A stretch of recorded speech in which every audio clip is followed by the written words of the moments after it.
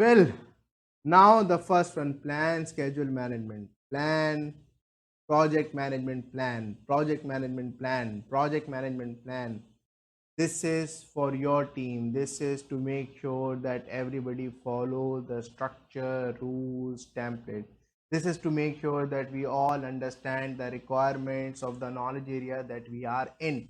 So when you are talking about schedule management, we will be identifying the checklist, we will be identifying the templates, we will be identifying the values, we will be identifying the procedures, rules, guidelines related to schedule management.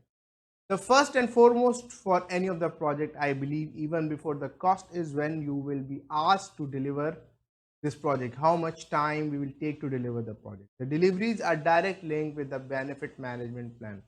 The project schedule management processes and their associated tools and techniques are documented in the schedule management plan. So you will be identifying what tools and techniques that we will be using, what processes that our team would be following, what are the various limits that are okay to move forward, because no project can go not on the timeline that we are actually saying.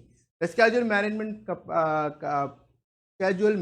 plan contains like how to go about the planning of the project schedule. So how you will plan the schedule, and then you will manage the schedule, and then you will control the schedule, that it follows the baseline.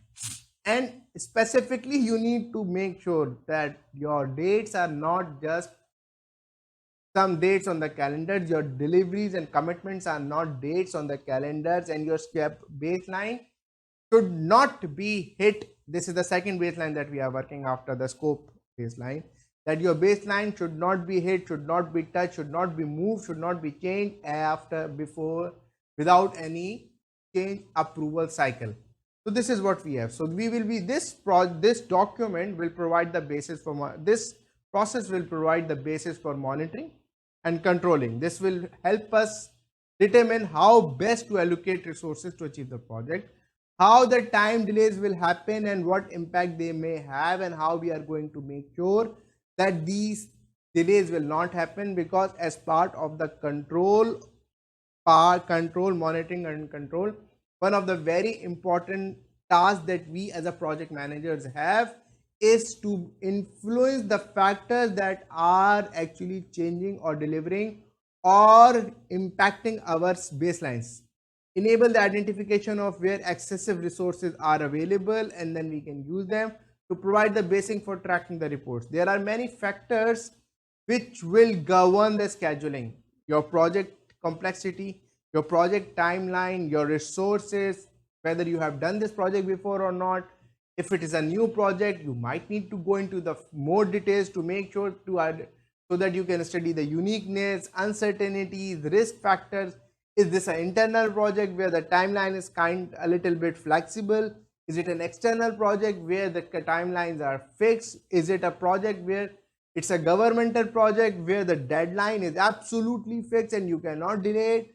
All these factors will impact how you are going to schedule, and that is what all you have to make part of the plan schedule management. So that your team who is actually doing the scheduling, maybe a scheduler expert or maybe other team, they all understand the impacts of the constraints and the dependencies that we have on our project.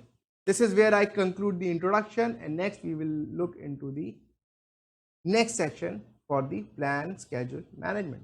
Thank you very much.